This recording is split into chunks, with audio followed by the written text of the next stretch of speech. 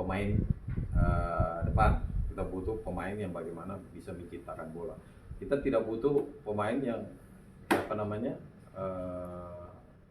yang melebar, ya kan? Bagaimana pemain-pemain yang punya naluri cetak bola, bagaimana punya pemain-pemain yang punya kecepatan.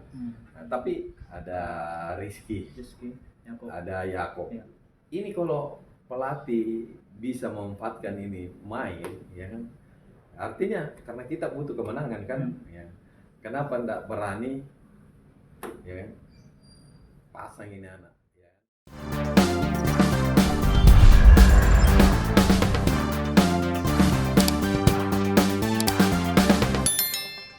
Assalamualaikum warahmatullahi wabarakatuh.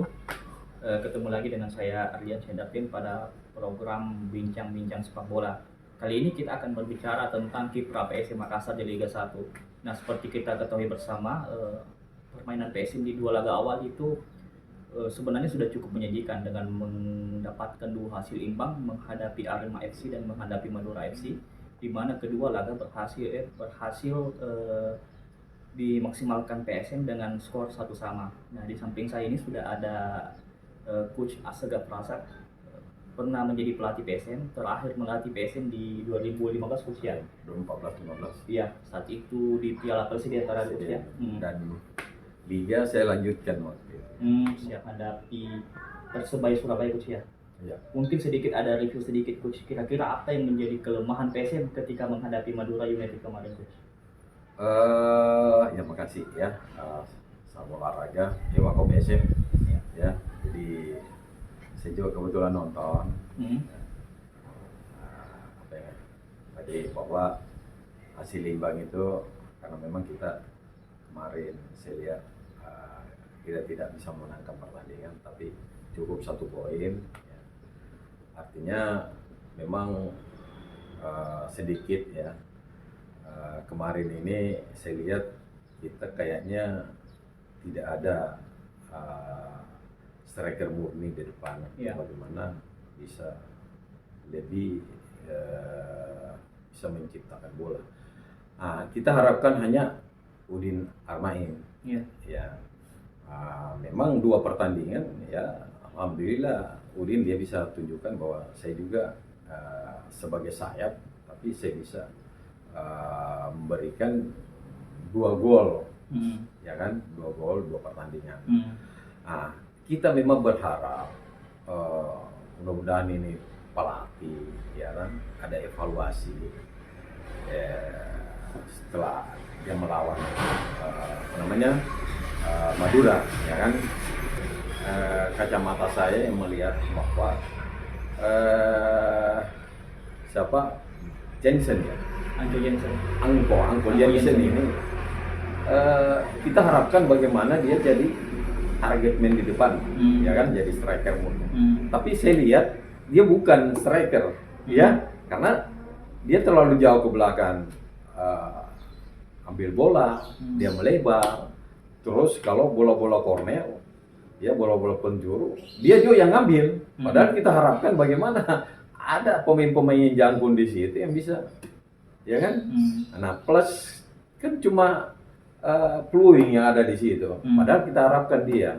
Nah, saya lihat ya dia juga terlalu jauh ke belakang, ya, ambil bola itu bagaimana? Padahal kita harapkan dia bagaimana dia di depan, ya, jadi target. Karena Pluing ini, ya, dia cukup bagus selama ini kan yang kita lihat ya, selama dia di PSM bagaimana true pasnya, ya kan. Ini susah dia karena tidak ada siapa yang bisa. Udin yang ambil inisiatif, biasa dia masuk, itu bola yang dia ciptakan itu waktu lawan Madura itu cukup bagus. Karena Udin masuk, asis dari Pluing itu dia true pas langsung berhadapan dia. Nah, itu yang pertama, berikan ini Pluing, kalau saya lihat ya agak terganggu dia di situ karena dia adanya terlalu Angko ini ya terlalu ke bawah, jadi akhirnya kita terlalu banyak di lapangan tengah. Hmm. Nah, sementara di depan ini hanya Udin, ya kan, Hmm. Udin. Padahal Udin ini sayap kan, Hmm. Winger ya. ya winger. Hmm. Tapi ini anak pintar, ya dia selalu begitu Belinda dapat bola, kan, dia masuk ke dalam. Iya. Ya. Jadi mudah-mudahan ada evaluasi pelatih melawan Persebaya ini, ada perubahan-perubahan, ya, karena kita butuh pemain depan, kita butuh pemain yang bagaimana bisa menciptakan bola. Kita tidak butuh pemain yang apa namanya yang melebar, ya kan. Bagaimana pemain-pemain yang punya naluri cetak bola, bagaimana punya pemain-pemain yang punya kecepatan. Nah, tapi kalau saya lihat babak kedua, ya kan, ada beberapa pemain yang punya kecepatan pengganti kan. Ada Rizky, Yakob. ada Yakob. Ya. Ini kalau pelatih bisa memanfaatkan ini main, ya kan, artinya karena kita butuh kemenangan kan, ya. Kenapa tidak berani, ya kan, pasang ini anak, ya kan, babak pertama, ya kan. Nah, nanti supaya daya dobraknya kita ada, karena ini anak punya kecepatan, punya skill bagus, dan dia naluri cetak bolanya. Saya lihat Yakob Sauri ini punya kan, waktu di Piala Menpora waktu itu kan dia berapa dia cetak bola kan? Iya. Ya. Jadi itu yang kita harapkan, ya. Jadi saya rasa itu untuk sementara, ya. Jadi mudah-mudahan ada evaluasi. Tapi saya rasa pelatih ini sudah mengantongi semua apa. Dia sudah ada gambaran-gambaran di mana kelemahan Persebaya, apa yang harus dia lakukan, ya, di mana kekuatan Persebaya. Saya rasa pelatih semua itu sudah tahu, ya kan. Dan ini pasti ada strateginya pelatih, ya kan, pasti ada strateginya. Dan kita memang berharap bagaimana pertandingan ketiga ini kita bisa mendapatkan hasil yang maksimal. Iya.